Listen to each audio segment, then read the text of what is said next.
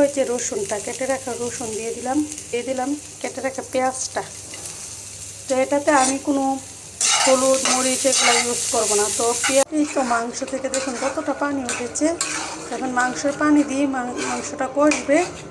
আর এদিকে মাংসটা আরেক চুলায় দিয়ে এখন আমি আজকে যেহেতু শুক্রবার, তো অনেক কিছু রান্না করা হবে ছেলেমেয়ের পছন্দ অনুযায়ী। তো আমার জন্য করলার ভাজি করছি। করলা বলতে আলু দেবো না, রসুন পেঁয়াজ আর দিয়ে করলা দিয়ে একটু কম তেল দিয়ে ভাজা ভাজা করবো, যেহেতু ডায়াবেটিসের প্রবলেমটা একটু বেশি দেখা দিচ্ছে তার জন্য। ছেলে মেয়েকে মাছ মাংস যা লাগে রান্না করে দেবো আর কি। ওটা আমি লবণ দিয়ে প্রথমে তেলে দিয়ে দিয়েছি, দিয়ে এখন আমি করলাটা কিছুক্ষণ ভাজা হয়েছে, এখন আমি দিয়ে দিলাম কাঁচামরিচ, দিয়ে দেবো হচ্ছে রসুনটা, কেটে রাখা রসুন দিয়ে দিলাম কেটে রাখা পেঁয়াজটা।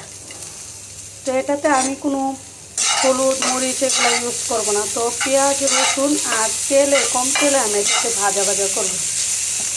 বেশি তেল খাওয়াটা আমার জন্য অনেক ক্ষতিকর, তার জন্য আমি আমার মতো করে এটা ভেজে নিচ্ছিলাম আর কি। আরেক চুলায় দেশি আলু সিদ্ধ দিয়ে দিয়েছি। আমি একটু গরু মাংস দিয়ে ছেলে মেয়েকে রান্না করে দেবো। গরু মাংসের জন্য আমি সব ধরনের মশলা দিয়ে দিলাম। গরু মাংস রেসিপি অনেক দেওয়া হয়েছে, আর তার জন্য নতুন করে মানে পুরো ডিটেলসে দেখাইনি। তা আমি সব ধরনের মশলা দিয়ে মশলাটাকে কষাতে দিয়ে দিলাম। তো মশলা এখানে আমি একটা টমেটো কুচি করে দিয়েছি, আদা রসুন বাটা, জিরা গরম মশলা, জিরা গুঁড়া, গরম মশলা গুঁড়া, ধনিয়া গুঁড়া, মরিচ গুঁড়া, হলুদ গুঁড়া, লবণ সব কিছুই পরিমাণ মতো দিয়ে দিলাম।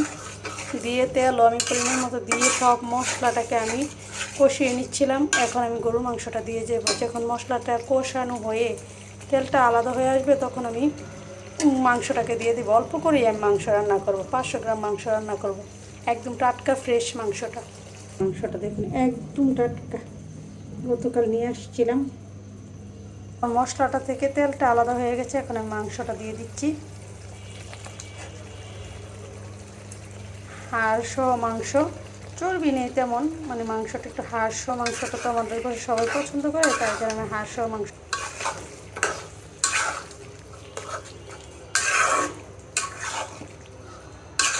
মাংসটা এখন আমি ভালোভাবে নেড়ে চেড়ে মশলার সাথে মিক্স করে ঢেকে দেব।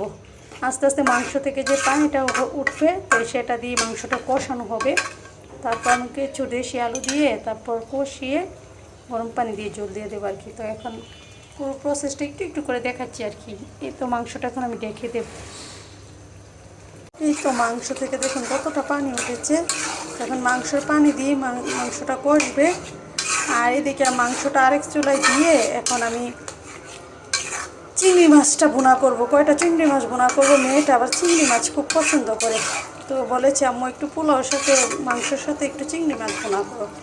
তো তার জন্য এদিকে চিংড়ি মাছটা বসিয়ে দেব, আর মাংসটা ওইদিকে আরেক চুলায় আস্তে আস্তে কষুক।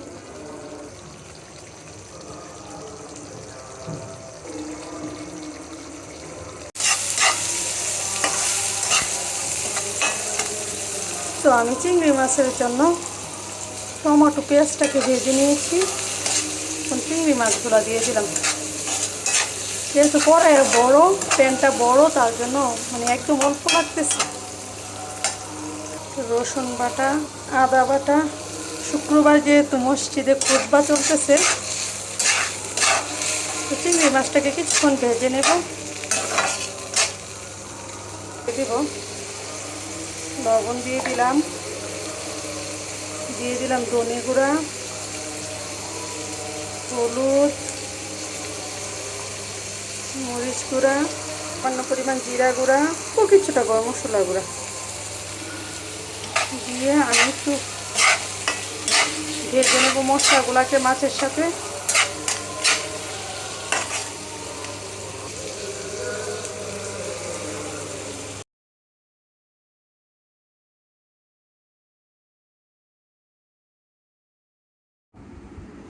এই তো আমি ভাত নিয়ে বসে গেলাম। একটু শুটকি বোনা নিয়েছি, একটু চিংড়ি মাছ নিয়েছি, আর একটু গরুর মাংস নিয়েছি।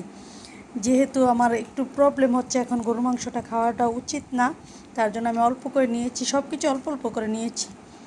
আর প্রথমে আমি শুটকি বোনাটা দিয়ে খেয়ে নিচ্ছিলাম। ভাতগুলো আগে থেকে আমি লেবু রস, কাঁচামরিচ, লবণ দিয়ে মেখে নিয়েছি।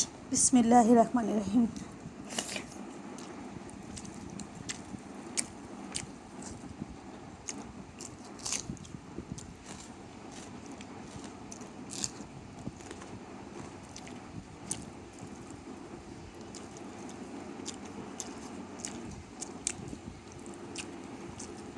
গরু মাংসটা এত স্বাদ হয়েছে।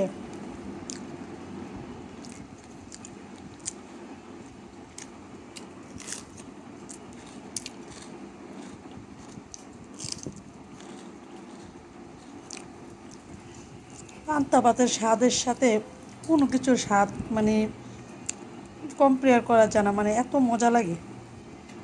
তো চিংড়ি মাছ দিয়েও খেয়ে নিচ্ছিলাম।